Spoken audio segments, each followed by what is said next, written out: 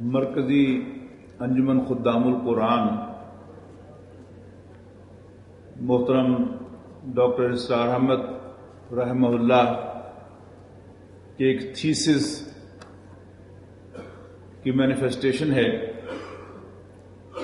کہ جو انہوں نے 60s میں اسلام کی نشت ثانیہ کرنے کا اصل کام کے عنوان سے تحریر فرمایا تھا۔ یہ اصلاً ماہنامہ میثاق کے ایک پرچے کا اداریہ تھا جو بعد میں ایک چھوٹی سی بکلٹ کی شکل میں شائع ہوا۔ اس کا لب لباب یہ تھا کہ اس وقت مغربی فلسفہ و فکر پوری دنیا پر چھایا ہوا ہے اور اسلام بھی اور مسلمان بھی اس کے اثر سے باہر نہیں رہا۔ مغربی فلسفہ و فکر کا خلاصہ ڈاکٹر صاحب نے یہ نکالا کہ مغربی فلسفہ و فکر بنیادی طور پر اس سیکولر اصول پر مبنی ہے کہ وہ چیزیں کہ جو ویریفائیبل نہیں ہیں ان کی کوئی حقیقت نہیں ہے۔ وہ چیز جو آنکھ سے دکھائی نہ دے، کان سے سنی نہ جا سکے، ہاتھ سے چھوئی نہ جا سکے، زبان سے چکھی نہ جا سکے، ناک سے سونگھی نہ جا سکے، اس کا کوئی وجود نہیں ہے۔ لہذا اس وقت مغربی فکر اس نے بڑی ہوشیاری کے ساتھ ان چیزوں کو نظر انداز کرنے کا ایک طریقہ اختیار کیا ہے کہ خدا ہے یا نہیں ویریفائیبل نہیں ہے، لہذا چھوڑو اس بحث کو، یہ کائنات جو ہے یہ تو نظر آتی ہے، بہت بڑی حقیقت ہے، اپنے غور و فکر کو اس پر مرکوز کرو۔ انسان کے وجود کے بارے میں یہ کہا جاتا ہے کہ اس میں روح بھی ہے، لیکن وہ دکھائی نہیں دیتی، غیر محسوس ہے، یا محسوس ہوتی ہے تو کم سے کم حواس خمسہ کی گرفت میں نہیں آتی۔ لہذا چھوڑو اس بحث کو، یہ جسم تو ہے، اس کی فکر کرو، اس کو اسٹڈی کرو، اس کو بنانے اور سنوارنے اور اس کی بہتری کا معاملہ جو ہے اس پر اپنی توجہ کو مرتکز کرو۔ پھر یہ کہ اہل مذہب کہتے ہیں کہ اس زندگی کے بعد ایک اور زندگی بھی ہے، حیات اخروی، پتہ نہیں ہے کہ نہیں، چھوڑو اس بحث کو، اپنی ساری توجہ کو مرتکز کرو اس زندگی پر، یعنی خدا کے مقابلے میں کائنات، روح کے مقابلے میں مادہ، اور حیات اخروی کے مقابلے میں حیات دنیاوی انسانی غور و فکر کا اصل موضوع بنے۔ یہ ہے خلاصہ مغربی فکر کا ڈاکٹر صاحب کے نزدیک۔ پھر ڈاکٹر صاحب نے تجزیہ فرمایا اس میں کہ مسلمان اس کے مقابلے میں آئے تو تین طرح سے اس کی کوشش کی گئی اس کا توڑ کرنے کی۔ کچھ لوگ تو وہ ہوئے کہ جو انہی پیمانوں کے اندر اسلامی نظریات کو بھی جانچنے اور پرکھنے لگے اور اسلام کی ایک ایسی تعبیر کر دی کہ جو اسلامی تعبیر نہیں بلکہ ایک مغربی تعبیر تھی اسلام کی۔ اس کے بعد انہوں نے ذکر کیا ہے کہ کچھ تحریکوں کا، کہ مشرق و مغرب میں کچھ اسلامی تحریکیں اٹھی اور کچھ مفکرین اٹھے کہ جنہوں نے اسلام کو ایک بہتر نظام حیات کے طور پر پیش کیا اور لوگوں کو یہ باور کرایا، مسلمانوں کے ایک اچھے خاصے پڑھے لکھے طبقے کے حصے میں کہ گروہ میں اس بات پر یقین پیدا کیا کہ اسلام باقی نظام ہائے حیات کے مقابلے میں بہتر نظام زندگی ہے۔ ڈاکٹر صاحب نے اس پر بڑا خوبصورت تجزیہ فرمایا کہ اگر غور کیا جائے تو یہ بھی در حقیقت اسلام کی ایک سیکولر اپروچ ہے جو اسی مغربی فکر سے متاثر ہے، جبکہ اسلام کی اصل سوچ وہ اور ہے۔ جیسے کل قاری احمد ہاشمی صاحب نے جو آیات ہمیں سنائی تھی، اصلاً تو ڈاکٹر صاحب کے حوالے سے تھی کہ آج وہ ہم میں موجود نہیں ہیں، کہ بے شک یہ دنیاوی زندگی صرف برتنے کا سامان ہے، وَإِنَّ الدَّارَ الْآخِرَةَ هِيَ دَارُ الْقَرَارِ، اور یقیناً آخرت کی زندگی ہی قرار والی ہے، ہمیشہ رہنے والی ہے۔ اس پر پھر ڈاکٹر صاحب نے تجزیہ فرمایا ہے کہ اس مغربی یلغار کے سامنے صرف وہی لوگ کامیاب ہوئے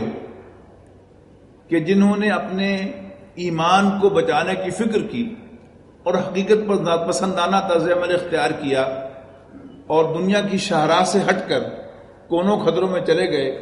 اور وہاں قال اللہ اور قال رسول کی صدائیں بلند کرتے رہے۔ اس طرح انہوں نے دین کے علم کو بھی بچا لیا مغربی فکر کی دسترس سے اور اپنے ایمان کی بھی حفاظت فرما لی۔ پھر اس کے بعد فائنل انالیسس کے طور پر انہوں نے فرمایا کہ پھر ایک تحریک چلی اسی کی کوکھ میں سے کہ جس نے ایمان کو بنیادی اہمیت دی اور ایمان کی محنت کے عنوان سے ایک کام کیا اور عوام الناس کے ایک بہت بڑے طبقے کے اندر ایمان پیدا کر دیا۔ پھر آخری تجزیے میں ڈاکٹر صاحب نے یہ فرمایا کہ ان لوگوں کی کوششیں بھی بڑی مبارک ہیں اور اس کے نتیجے میں جو ایمان بھی پیدا ہوا ہے وہ بھی بڑا بابرکت ہے، لیکن آج دنیا میں خواہ مصر ہو یا پاکستان اور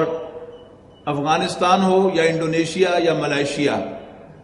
یا کوئی اور اسلامی ملک، وہ لوگ کہ جو ملک کی باغ ڈور سنبھالتے ہیں، خواہ وہ سول یا ملٹری بیوروکریسی کی شکل میں ہو یا سیاسی حکمرانوں کی شکل میں، وہ بہرحال مغربی تعلیم سے آراستہ ہوتے ہیں، ان کا فکر، ان کی سوچ مغربی ہوتی ہے۔ لہذا اگر اس طبقے کے اندر ایمان کا بیج نہ ڈالا گیا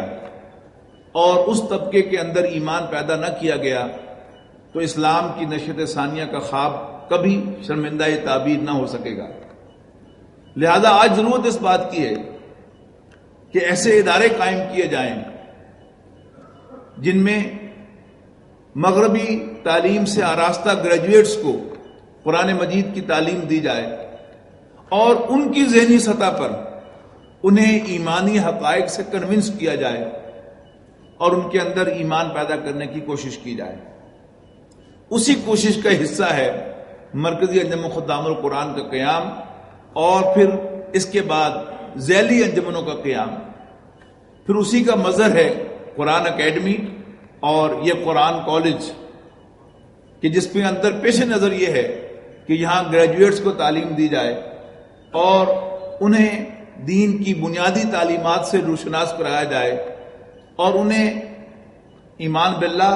ایمان بالآخرت، ایمان بالرسالت، ایمان بالوحی سے نہ صرف روشناس کرایا جائے بلکہ ان کے اندر یہ ایمان بالفعل پیدا کرنے کی کوشش کی جائے۔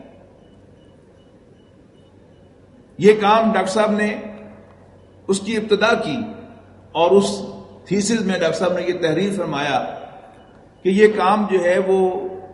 نیم خواندہ لوگوں کے کرنے کا نہیں ہے۔ وہ لوگ کہ جو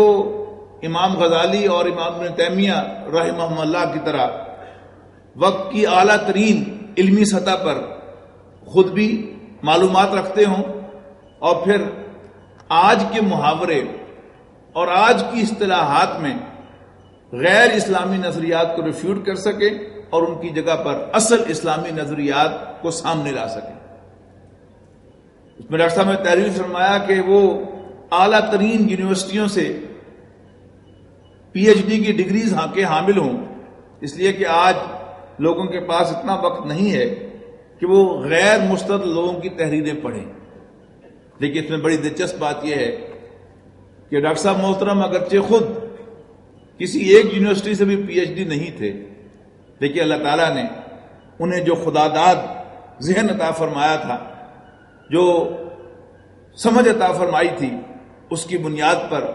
اس پہلے شعبے میں بھی ایمان پیدا کرنے کے سلسلے میں بھی ان کی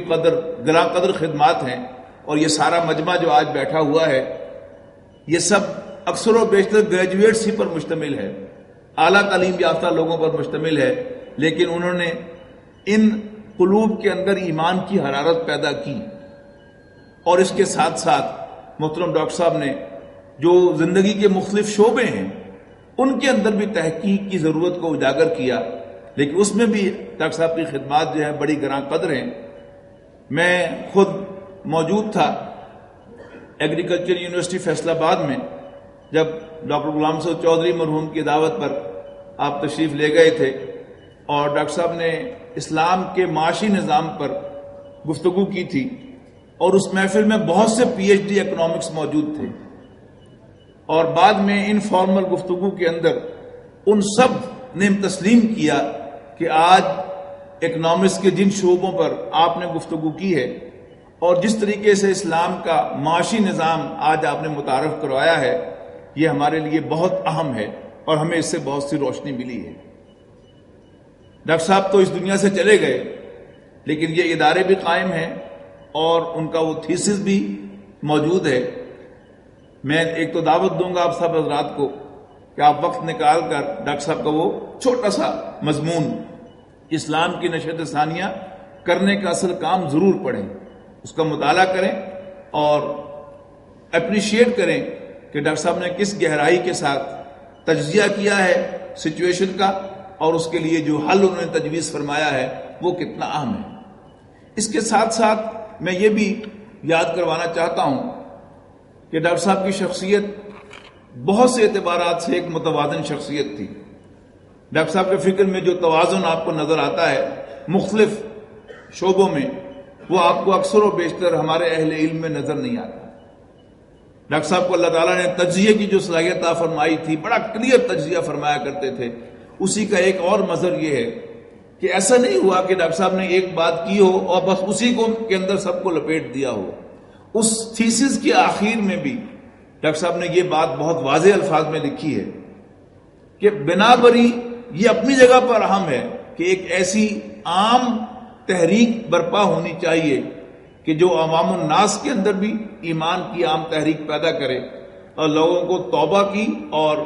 تجدید ایمان کی دعوت دے۔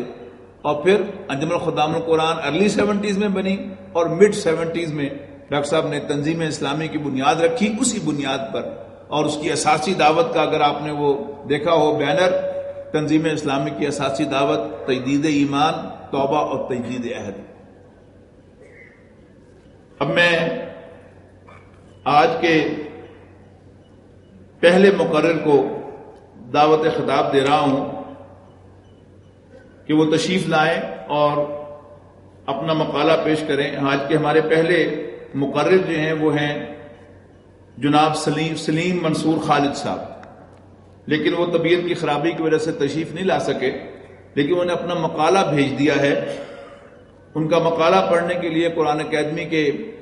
اسکالر اور استاد جو بنیادی طور پر انجینئر ہیں یو ای ٹی سے، لیکن اس کے بعد انہوں نے یہاں پہلے 1 سالہ رجوع قرآن کورس کیا، پھر 2 سالہ کورس کیا، اور اب قرآن کالج میں پڑھا رہے ہیں، وہ ہیں شہرام اقبال صاحب۔ تو میں شہرام اقبال صاحب کو دعوت دیتا ہوں کہ وہ جناب سلیم منصور خالد صاحب کا مقالہ آپ کے سامنے پیش کریں، جس کا عنوان ہے اسلامی جمعیت طلباء میں ڈاکٹر اسرار احمد کا کردار۔ بسم اللہ الرحمن الرحیم، الحمد للہ رب العالمین، والصلاة والسلام علی محمد الامین وعلی آلہ وصحبہ اجمعین۔ یہ سلیم منصور خالد صاحب نے جو لکھ کر بھیجا ہے، اس کا عنوان انہوں نے رکھا ہے بیدار عزائم ہوتے ہیں، اسرار نمایاں ہوتے ہیں۔ کروڑوں اربوں انسان اس دنیا میں آتے اور بس زندگی گزار کر چلے جاتے ہیں، مگر یہ سعادت کم لوگوں کو نصیب ہوتی ہے کہ وہ کسی ٹھوس مقصد اور دور رس اثرات کے حامل تعمیری کام کے لیے اپنی زندگی بھر کی توانائیاں جھونک دیں۔ محترم ڈاکٹر اسرار احمد رحمۃ اللہ علیہ ایسے خوش نصیب لوگوں کی صف میں شامل تھے کہ جنہوں نے خدمت دین کے لیے صلاحیتوں کو زندگی کے آخری سانس تک کھپا دیا۔ اسرار احمد صاحب کی زندگی پر نظر ڈالیں تو معلوم ہوتا ہے کہ وہ اسکول کے زمانے یعنی کلاس 8 ہی سے قومی و اجتماعی سرگرمیوں میں حصہ لے رہے تھے۔ تب وہ پنجاب مسلم اسٹوڈنٹس فیڈریشن کے کارکن رہے اور پھر مقامی یونٹ کے سیکرٹری بنے۔ ہم سبھی عمر کے اس حصے سے گزرے ہیں۔ زندگی کا یہ دور کھیل کود، لاابالی پن، آوارہ خرامی اور شوق یا ڈنڈے کے خوف کے تحت پڑھنے کے دنوں پر مشتمل زمانہ ہوتا ہے۔ ایسا نونہال جو عمر کے اس حصے میں کسی اجتماعی قومی سرگرمی میں حصہ لے وہ ایک قیمتی فرد ہوتا ہے، لیکن جو اس عمر میں ایسی خدمت کے لیے فعال ہو مگر ساتھ ہی ساتھ درسی و امتحانی نتائج میں بھی بہترین کارکردگی دکھائے وہ نہایت قیمتی فرد ہوتا ہے۔ اسرار احمد صاحب میٹرک اور انٹر میں امتیازی ریکارڈ کے ساتھ آگے بڑھتے ہیں۔ گورنمنٹ کالج لاہور سے انٹر سائنس پاس کرنے کے بعد کنگ ایڈورڈ میڈیکل کالج میں ان کی تعلیم کا زمانہ دراصل وہ عہد ہے جب وہ مقصد زندگی کی خوشبو کو اپنے جسم و روح میں اتارنے میں کامیاب ہوئے۔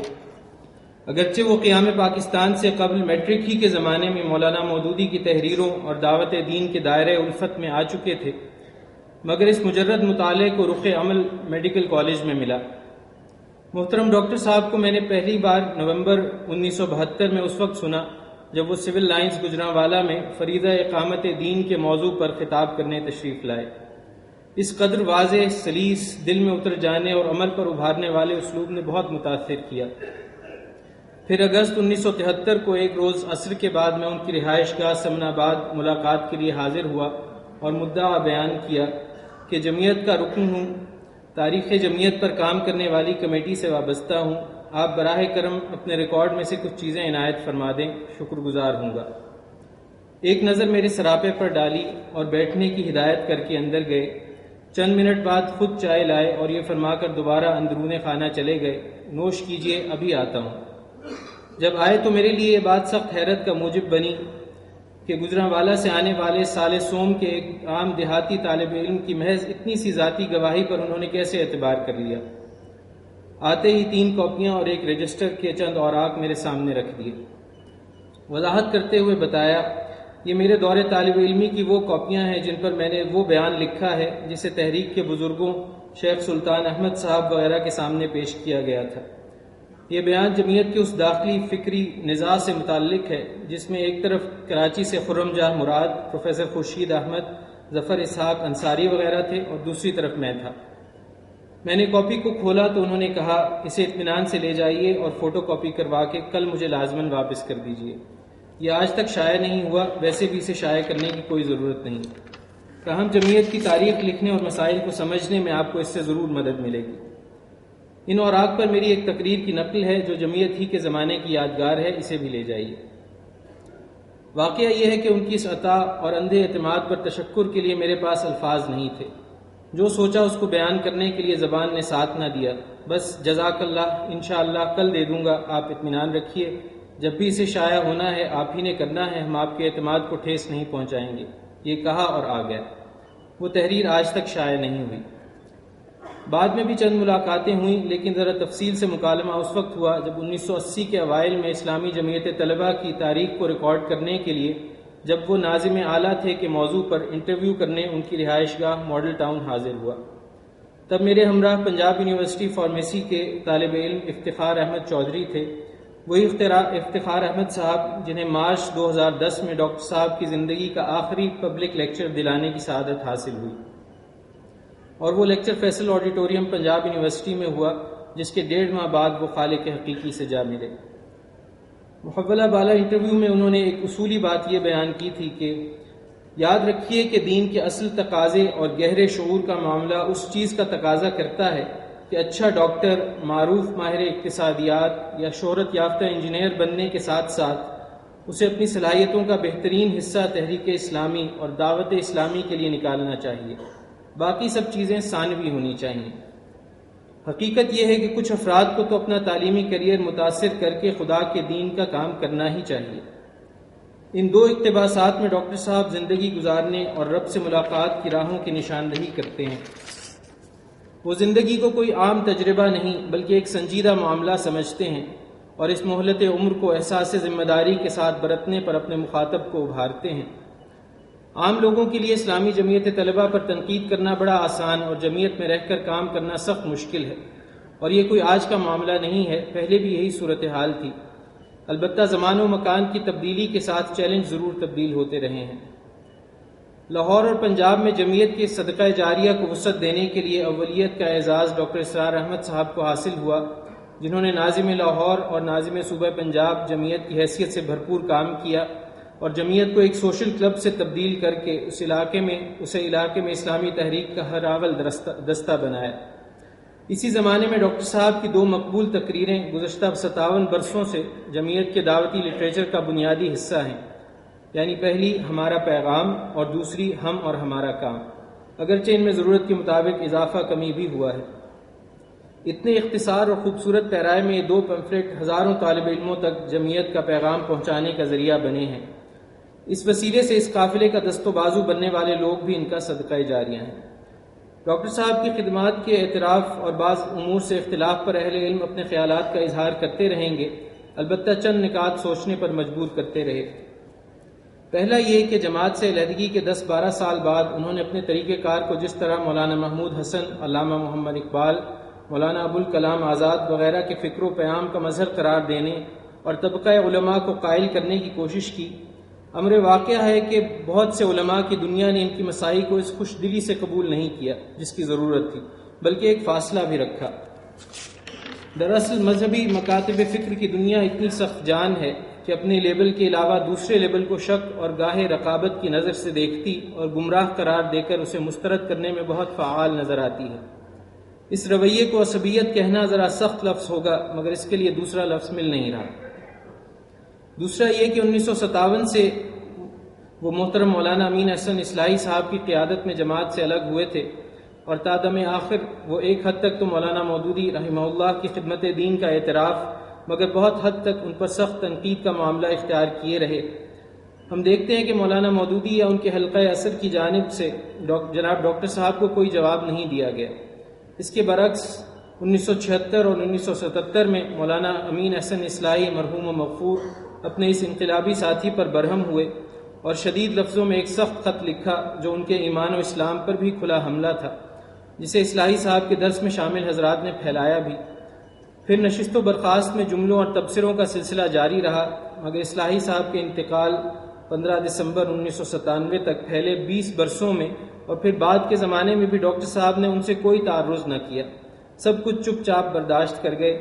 مراد یہ کہ جنہوں نے انہیں کچھ کہا نہیں، انہیں ڈاکٹر صاحب نے چھوڑا نہیں، اور جنہوں نے انہیں بہت کچھ کہا، انہیں ڈاکٹر صاحب محترم نے کبھی چھیڑا نہیں۔ بہرحال مولانا مودودی، مولانا امین حسن اصلاحی صاحب اور ڈاکٹر اسرار احمد صاحب رب کے حضور حاضر ہیں۔ اللہ تعالیٰ ان کی نیکیوں کو قبول فرمائے، ان کے صدقہ جاریہ میں وسعت لائے، ان کی لغزشوں کو اپنے فضل و کرم سے معاف فرمائے، اور ان کے اہل بیعت کو باہم مل جل کر چلنے اور آنے والے کل میں امٹتی فرقہ وارانہ عصبیت کے سامنے دیوار بننے اور اسلام پر حملوں کی مدافعت کرنے کی توفیق عطا فرمائے۔ اس مختصر تحریر کا عنوان جگر مراد آبادی مرحوم کی اس مشہور غزل سے اخذ کیا ہے، جس غزل کو ڈاکٹر اسرار احمد صاحب نے مارشل لاء عدالت سے مولانا مودودی کے پھانسی کی سزا سن کر جمعیت کے ترجمان 15 روزہ رسالے عزم میں شائع کیا تھا۔ چند شعر ملاحظہ کیجیے۔ یہ لالہ و گل یہ صحن و روش ہونے دو جو ویراں ہوتے ہیں، تخریب جنوں کے پردے میں تعمیر گلستاں ہوتے ہیں، بیدار عزائم ہوتے ہیں اسرار نمایاں ہوتے ہیں، جتنے وہ ستم فرماتے ہیں سب عشق پہ احساں ہوتے ہیں، رندوں نے جو چھیڑا زاہد کو ساقی نے کہا کس طنز سے آج، اوروں کی وہ عظمت کیا جانے کم ظرف جو انساں ہوتے ہیں، وہ عشق کی وسعت کیا جانے محدود ہے جن کی فکر و نظر، وہ درد کی عظمت کیا سمجھیں بے درد جو انساں ہوتے ہیں، یہ خون جو ہے مظلوموں کا ضائع تو نہ جائے گا لیکن کتنے وہ مبارک قطرے ہیں جو صرف بہاراں ہوتے ہیں۔